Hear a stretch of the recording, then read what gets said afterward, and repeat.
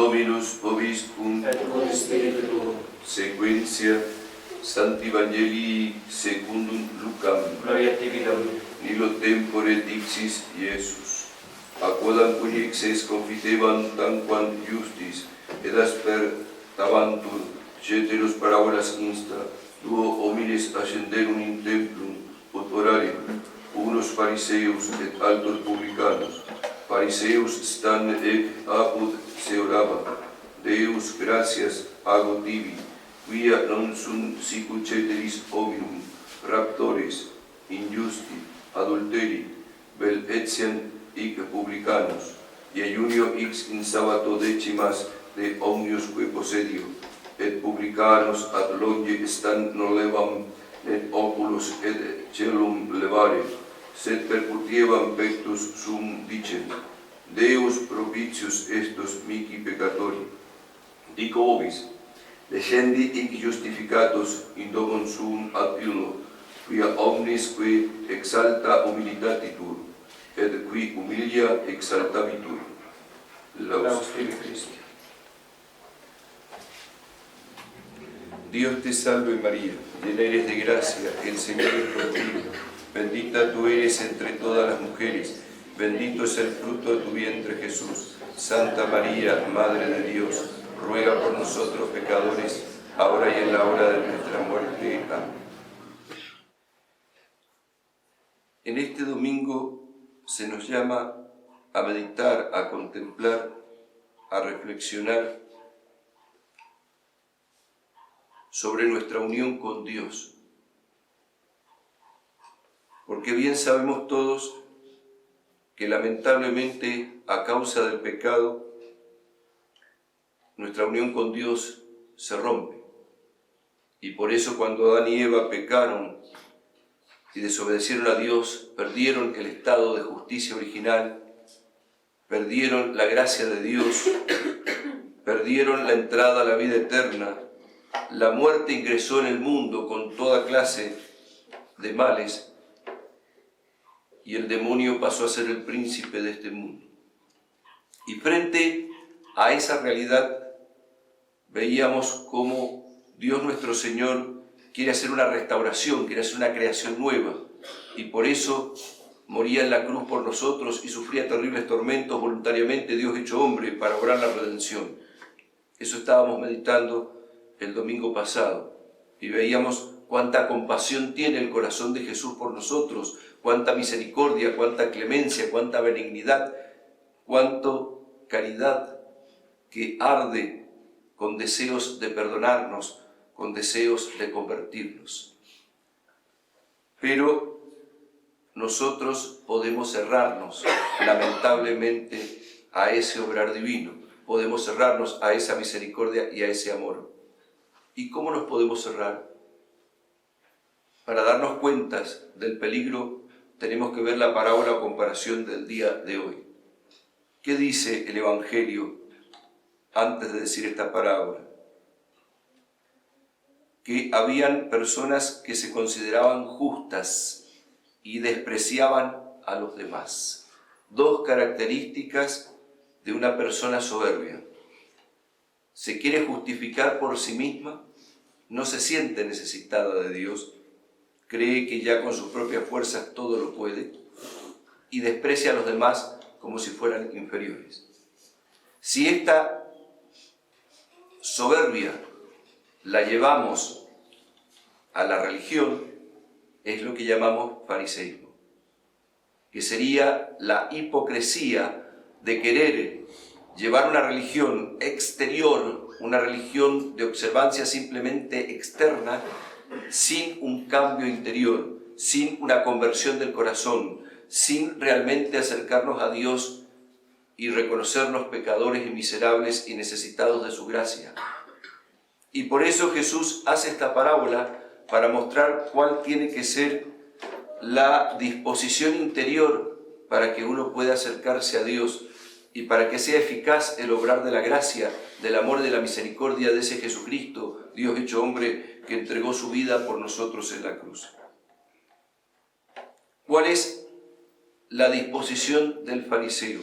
El fariseo, cuando reza, se justifica a sí mismo.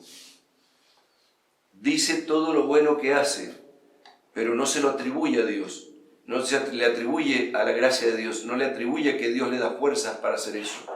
Y a la vez juzga a su hermano y lo desprecia, como si no pudiera tener perdón de Dios. O sea que es intransigente con los pecados ajenos y es terriblemente manga ancha con sus propios pecados. O sea, la soberbia hace que las cosas se deformen. La soberbia camina en la mentira, así como la humildad camina en la verdad. Así como dice Santa Teresa de Jesús, humildad es andar en verdad, podríamos decir, mentira, la soberbia es andar en mentiras. ¿Y qué es lo que hace esta mentira de la soberbia, esta mentira del fariseísmo, esta mentira de la hipocresía religiosa?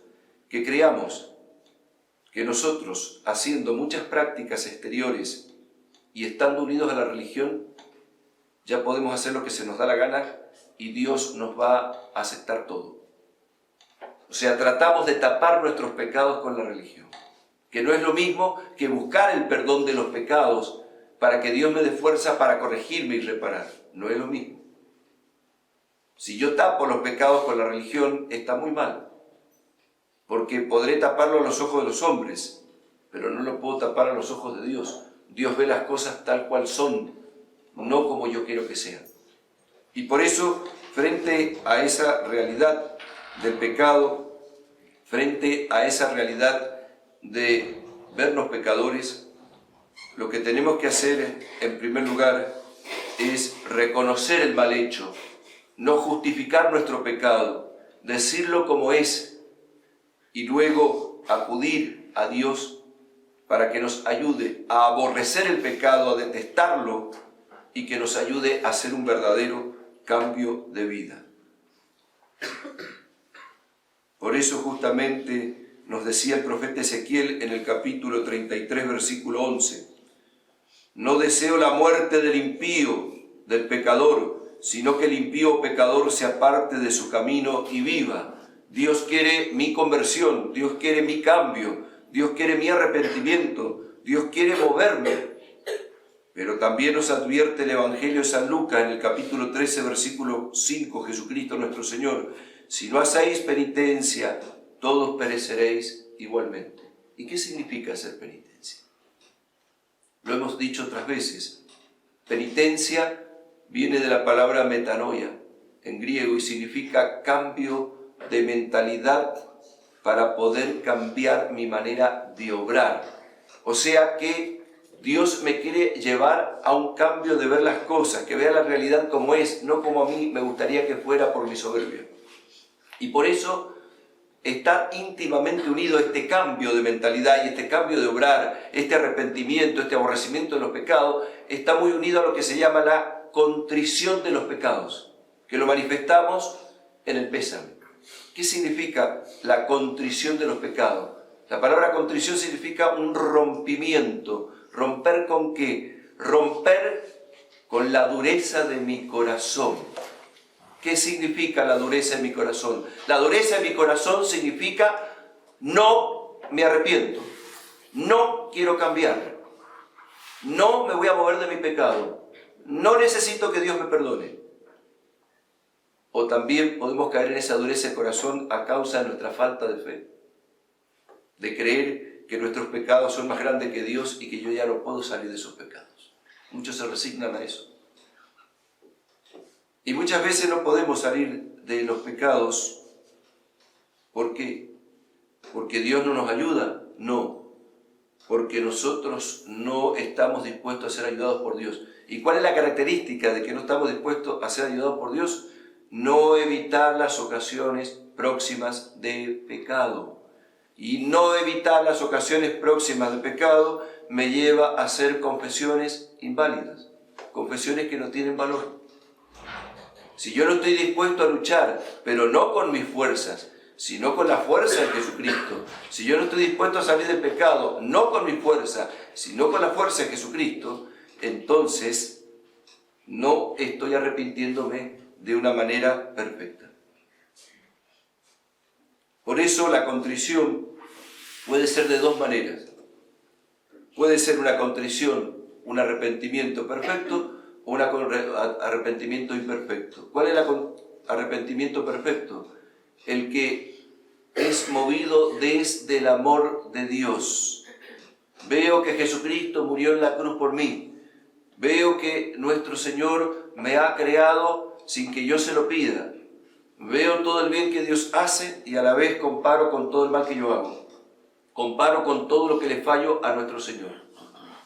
Y entonces eso me lleva a arrepentirme porque quiero responder al amor de Dios.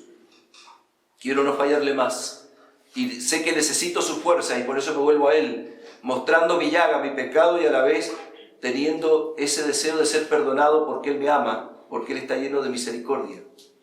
Y quien tiene esa contrición, unido al deseo de confesarse cuanto antes si tiene pecado mortal, Dios inmediatamente en el momento le perdona el pecado.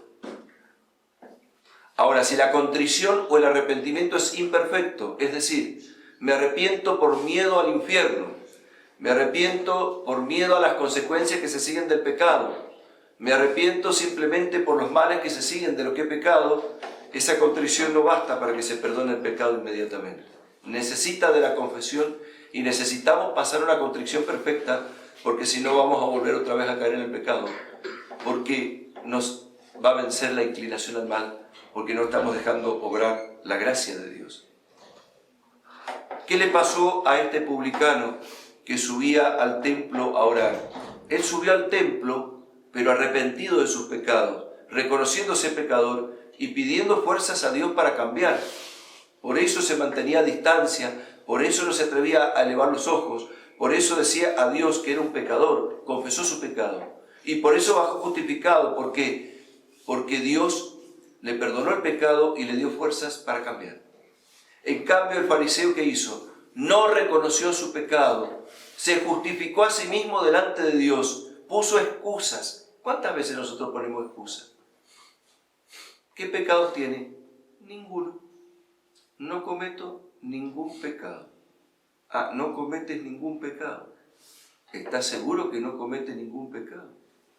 ¿Estás seguro que no tienes faltas de qué arrepentirte o simplemente no reflexionas, no haces tu examen de conciencia? Qué importante que es el examen de conciencia. 5 cosas son necesarias para una buena confesión.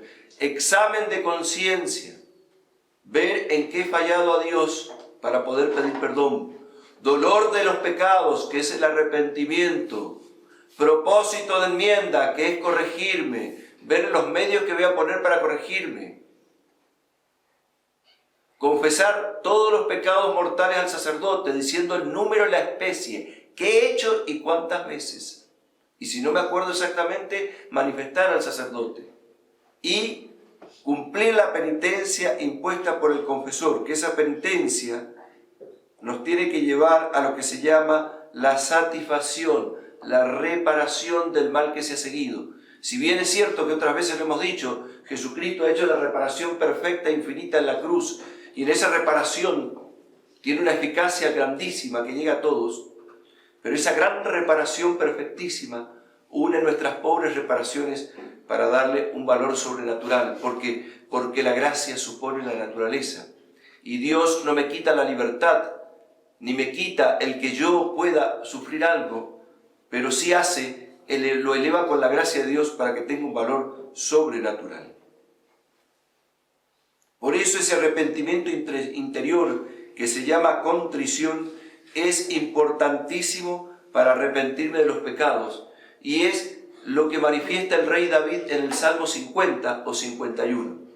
¿Por qué hizo ese Salmo 50 o 51 el profeta David? Ten compasión de mí, Señor, según tu gran misericordia. He pecado contra ti, en pecado me concibió mi madre. O sea, ¿por qué dice todo eso? Porque David había pecado, y había pecado gravemente. El rey y santo profeta David. David, que había sido elegido por Dios para ser rey de Israel. David, que era profeta y escribió la mayoría de los salmos.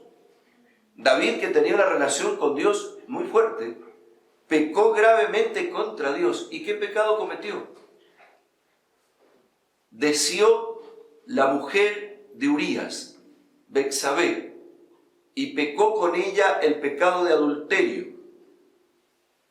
Y no solo quedó ahí, sino que como él la quería como esposa, y Urías era el capitán de su ejército, lo mandó al frente de una batalla para que muriera, y así quedara viuda ella y se pudiera casar con él. Fíjese la maldad a donde llegó ese pecado. Y así pudo tener la mujer de Urías, y estaba esperando un hijo de él.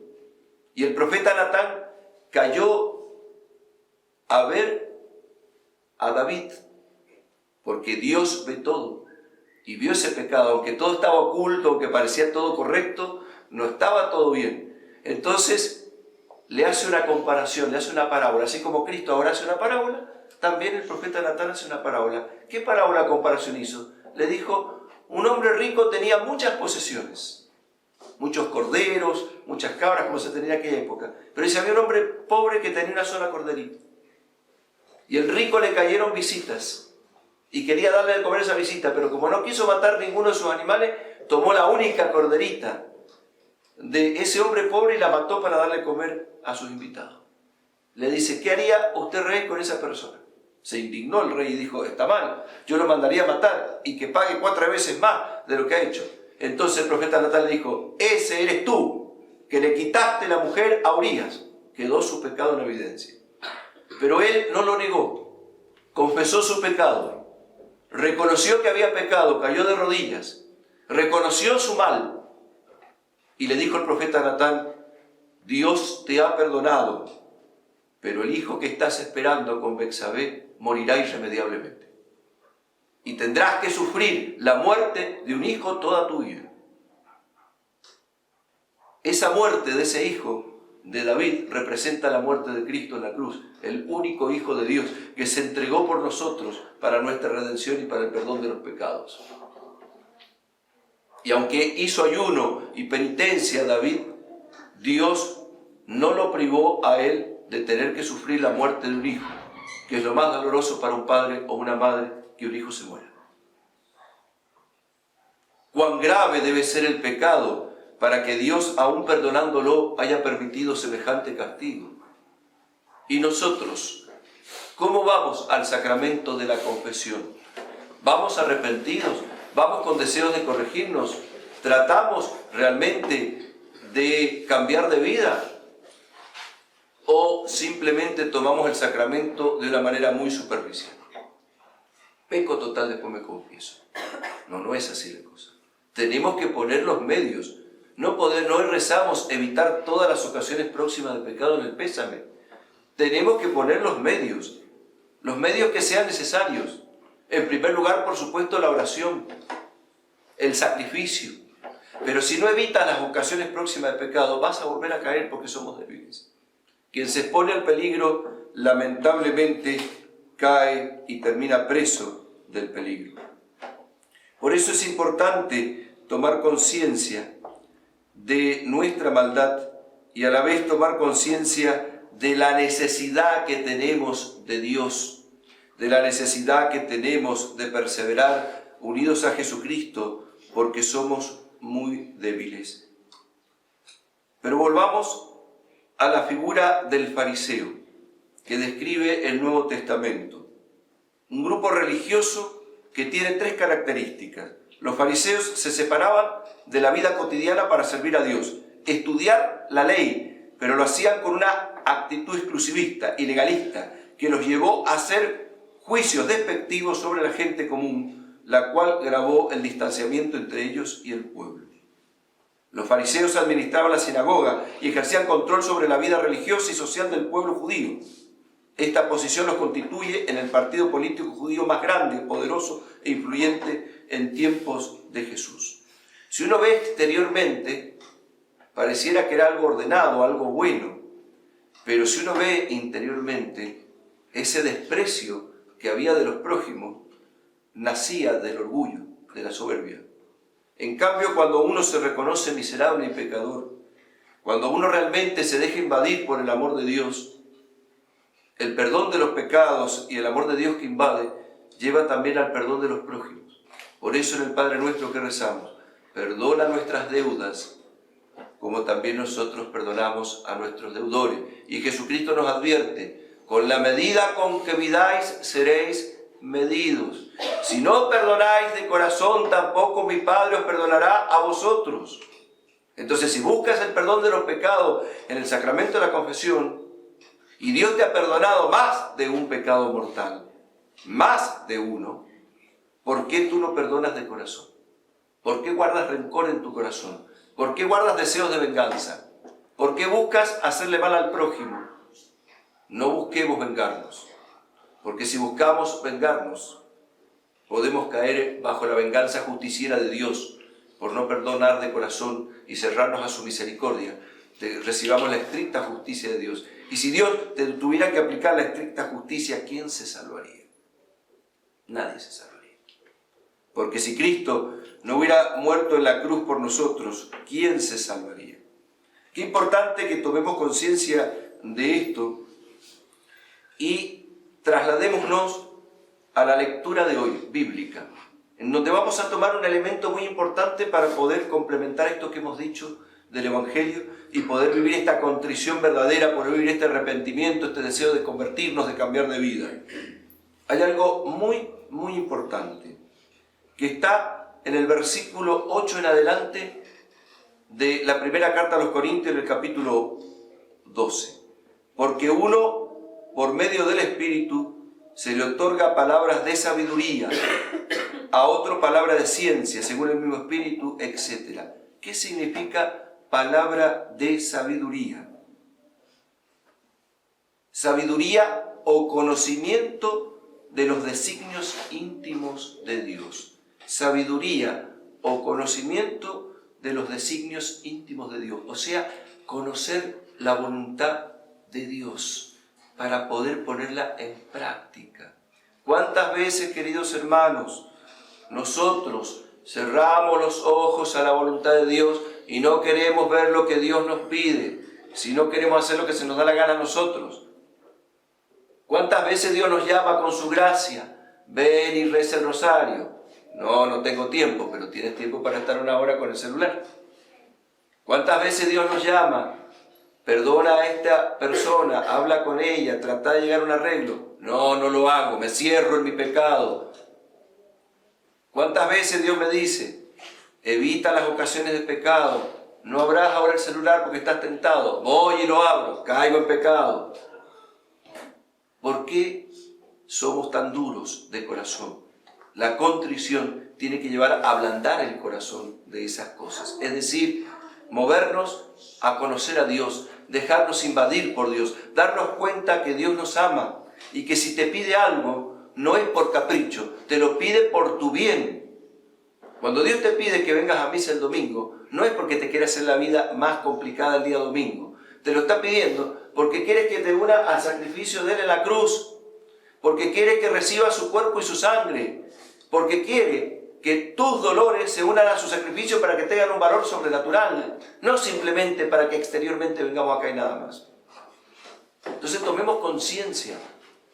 Cuando Dios dice no matarás, y que no se refiere solo a matar con un cuchillo, con un revólver, sino también se refiere cuando matamos la fama de una persona con calumnias, diciendo mentiras o difamaciones, diciendo verdades pero inapropiadas, estamos ofendiendo a Dios, y si esas son cosas graves, estamos gravemente ofendiendo a Dios y escandalizando. Y necesitamos arrepentirnos y necesitamos también reparar esos pecados. Queridos hermanos, tenemos que tomar conciencia. Muchas veces vivimos mucha tibieza, y la tibieza lleva a que nosotros nos alejemos de Dios. Por eso, justamente para que el sacramento de la penitencia sea valedero y tenga realmente un valor unido a la penitencia como virtud, es necesario tres cosas. Sin estas tres cosas, la confesión es inválida y no tiene ningún valor. Contrición, arrepentimiento de los pecados. Confesión, ser sincero en los pecados que estoy diciendo, no adornarlos, decirlos como son. Y si son pecados graves, el número y la especie. ¿Qué hice y cuánto? Y satisfacción, estar dispuesto a reparar ese pecado y aceptar cualquier pena, cualquier cruz, cualquier dificultad que Dios permita en mi vida. Porque a veces Dios nos perdona, estamos muy contentos, todo, pero cuando vienen las dificultades me empiezo a quejar. ¿Por qué Dios permitió esto en mi vida? Yo no me merezco esto. ¿Cómo puede ser que yo vaya a la iglesia y pase tales cosas? ¿Cómo puede ser que yo practique y tenga que sufrir tales cosas? Dios, qué injusto que es conmigo. Y nosotros, por un solo pecado mortal, le hemos quitado la gloria a Dios y hubiéramos merecido un infierno eterno. Dios te lo perdonó y ahora te quejas. Somos caraduras delante de Dios muchas veces, y muy soberbios, y muy petulantes, exigiendo lo que no podemos exigir. Él, que no tenía pecado, murió en la cruz por nosotros. La Virgen, que nació sin pecado por gracia, sufrió al pie de la cruz. ¿Y tú qué pretendes? ¿Entrar al cielo en una carroza de deleites? Qué equivocados que estamos. Tenemos que tomar conciencia que tenemos que luchar contra el peor enemigo que tenemos. ¿Cuál es el peor enemigo que tenemos? Nosotros mismos. Somos el peor enemigo que tenemos. Nosotros mismos. Porque este hombre viejo nos quiere llevar a la perdición, nos quiere llevar a la condenación eterna. Porque si el corazón se endurece, y se endurece de tal manera que no se arrepiente y muere de esa manera, quedará endurecido por toda la eternidad, y es el infierno. Estar endurecido en el mal, estar endurecido en el odio a Dios, estar endurecidos en terribles tormentos que produce todo eso, por causa de no arrepentirnos.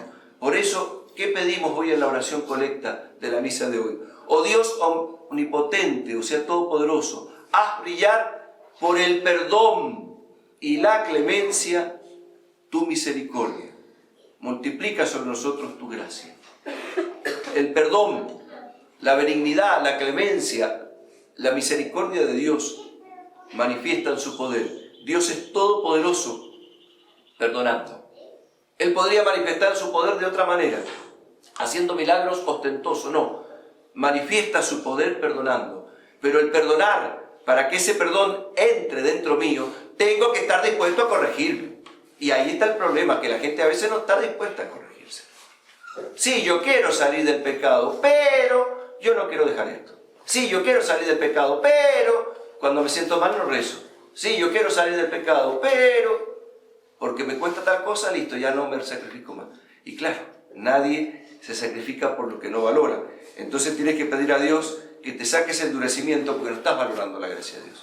No estás valorando la vida eterna. No te estás dando cuenta que estás poniendo en peligro la vida eterna. Si nosotros, pongamos un ejemplo humano para entender esto, si nosotros nos diéramos cuenta que corremos el peligro de perder la casa porque las escrituras están mal hechas y tenemos una oportunidad de ir a hacerlas bien, ¿no correríamos con las escrituras a hacerlas bien para no perder la casa? O si los papeles del auto están mal hechos y podría otra persona quitárnoslo, ¿no iríamos inmediatamente a hacer con esos papeles los papeles correctamente? Y lo haríamos. ¿Por qué? Porque valoramos eso. ¿Y cómo puede ser que Dios valga menos que un auto o una casa? Que no lo valores como se merece. Que no seas capaz de hacer el sacrificio que tienes que hacer. No es que tengo sueño, no es que estoy cansado, no es que hace frío. No, siempre tenemos algunas cosas. En el verano porque hace calor no vengo a misa. En el invierno porque hace frío no vengo a misa. No porque estoy ocupado. ¿Cuántas veces nos sacrificamos terriblemente por ganar un poco de dinero? Lícitamente, no estoy hablando de dinero ilícito. El sacrificio con el sudor de su frente. Ah, pero no eres capaz de hacer el mismo sacrificio por Cristo. Y Él, mirá lo que hizo por vos en la cruz. ¿Y cómo le vas a responder? Me amó y se entregó por mí. Te da su amor. ¿Y vos cómo respondés? Por eso, queridos hermanos, tomemos conciencia que somos unos ingratos. Y si nos dio terrible coraje el ver el pecado de David, también nos tiene que dar terrible coraje el ver nuestros propios pecados. Y es justo, Señor, si nos castigas, pero tu misericordia es grande y viene a perdonar nuestros pecados. Por eso nosotros le suplicamos y le imploramos con lo que dijimos en el gradual, en el Salmo 16. Al abrigo de tus alas, ampárame. Tu boca falla a mi favor. Ampárame, porque soy pecador y miserable y necesito que tú me perdones. En la oración de comunión se va a citar el Salmo 50 o 51, el salmo que dijo David cuando pegó con Betsabé para pedir perdón. En el versículo 21 dice: aceptarás, Señor, los sacrificios santos, el holocausto y la oración perfecta sobre tu altar.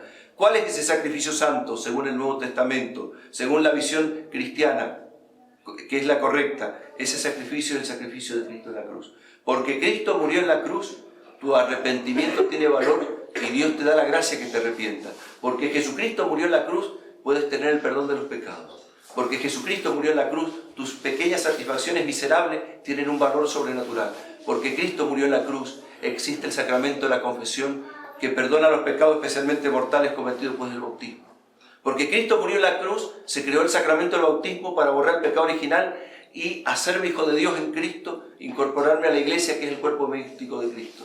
Porque Cristo murió en la cruz, la Virgen es tu madre. Porque Cristo murió en la cruz, se renueva el sacrificio de la cruz en cada Santa Misa. Porque Cristo murió en la cruz, tienes posibilidad de entrar a la vida eterna. ¿Y tú, cómo respondes a estas gracias de Dios? ¿Haces los mismos sacrificios que haces para estudiar, para trabajar, para conseguir cosas acá en la tierra, buenas y lícitas? ¿Haces los mismos sacrificios o más para llegar a Dios? Preguntémonos, ¿qué lugar está ocupando Dios en mi vida? ¿Ocupa el lugar que sobra? Y hoy, Padre, vengo el domingo a misa porque tengo tiempo, no tengo nada que hacer. No, no le demos las sobras a Dios. Dale lo mejor a Dios. Sacrifícate un poco más por amor a Él. Y trata de sacar fuerzas de Él para poder llevarlo a tu vida diaria, en tus decisiones, en tu manera de vivir, en todo lo que haces. Tiene que estar presente Dios, que Él rija tu vida. Por eso el rosario diario, el agarrarnos de la Santísima Virgen, consagrarnos a ella, entregarnos a ella, es un medio útil, fácil y seguro para poder ser fieles a Jesucristo. Por eso decía San Luis María de Montfort que la consagración perfecta a la Virgen en esclavitud de amor era un medio seguro para poder vivir mejor las promesas del bautismo. ¿Qué promesas del bautismo? Creer lo que Jesucristo ha depositado en su iglesia y vivir conforme a sus enseñanzas. No nos olvidemos de eso. No seamos manga ancha. No tengamos una religiosidad farisaica que queramos tapar con cosas exteriores nuestros pecados. Tomemos conciencia que tenemos que convertirnos y que tenemos que hacer un verdadero cambio de vida. Por eso, queridos hermanos, nosotros tenemos que suplicar a Dios con el introito tomado del Salmo 54. Yo llamo al Señor y Él oye mi voz, me libra de los que marchan contra mí. ¿Quiénes son los que marchan contra mí? El demonio, el mundo y mi propia carne. Los tres enemigos del alma con los cuales tenemos que luchar, en donde necesitamos al más fuerte que es Cristo para poder vencer. Queridos hermanos, tomemos conciencia, seamos como el publicano, arrepentido de nuestros pecados. Subamos al templo, es decir, vayamos a Jesucristo con un corazón contrito y humillado. Vayamos a Jesucristo con un deseo de que nuestra endureza de corazón se acabe.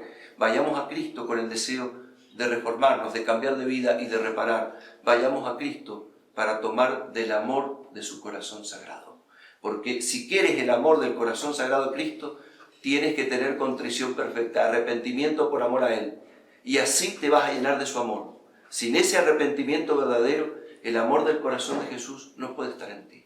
Por eso nos unimos al corazón de María, a ese corazón doloroso e inmaculado, a ese corazón de madre que es refugio de pecadores, y le suplicamos, oh corazón inmaculado, oh Madre bendita, métenos en el corazón de tu Hijo Jesús, consíguenos el perdón de nuestros pecados, ayúdanos a hacer un verdadero cambio de vida. Madre, ruega por nosotros pecadores, ahora y en la hora de nuestra muerte. Amén. Ave María Purísima.